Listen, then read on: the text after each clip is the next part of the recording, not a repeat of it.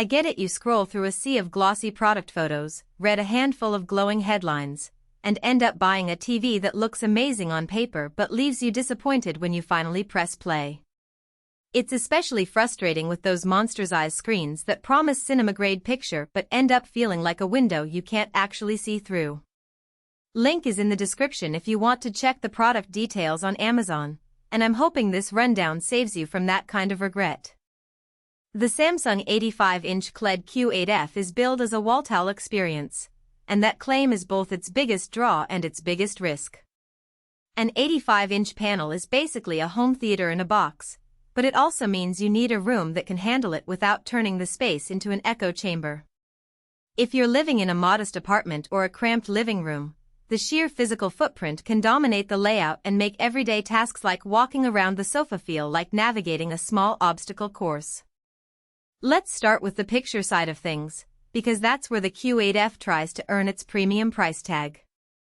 Samsung's quantum dot technology pushes the color volume past 1 billion shades, and in practice that means the reds stay vivid even when you crank up the brightness for a sunny afternoon. I tested it with a mix of streaming services, a Blu-ray disc of a recent blockbuster, and a couple of sports games, and the colors held up across the board.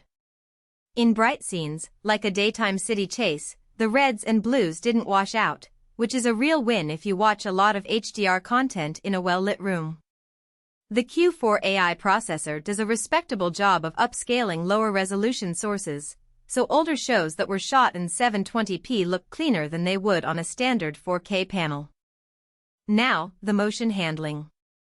Samsung markets smooth motion for sports and tier-free gaming, and that promise actually translates when you throw a fast-moving soccer match or an FPS session at it. The TV uses a combination of motion interpolation and a 120Hz panel to keep fast pans from turning into a smeared blur.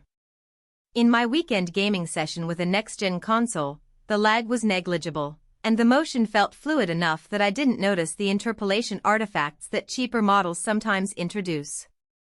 If you're a competitive gamer, the response time is still a touch slower than a dedicated gaming monitor, but for couch gaming it's more than sufficient. The AirSlim design is another selling point. The screen sits on a thin bezel and a low-profile stand, which makes wall mounting feel less like bolting a billboard and more like hanging a picture frame. That said, the sheer size means the mount needs to be rated for at least 150 kilograms, and you'll want a stud-to-stud installation rather than a drywall anchor. I've seen a few buyers underestimate the weight and end up with a wobbling mount, so double-checking the hardware is a must. Audio is where the Q8F shows its limits. Samsung includes a built-in speaker array that's fine for news or dialogue, but when you push the volume for a movie climax, the bass feels thin and the overall soundstage is narrow. In a large room, you'll quickly notice that the TV isn't filling the space with immersive audio. Pairing it with a soundbar or a full home theater system is almost a requirement if you want the audio to match the visual punch. That's an extra cost that many first-time buyers overlook. Smart features are where Samsung tries to keep the whole experience in one box.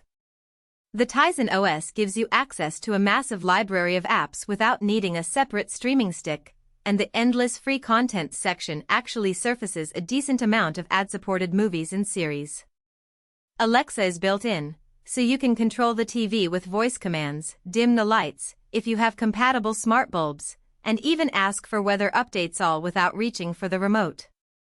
The interface is responsive, though it does feel a touch cluttered compared to the leaner layouts you see on some competitors.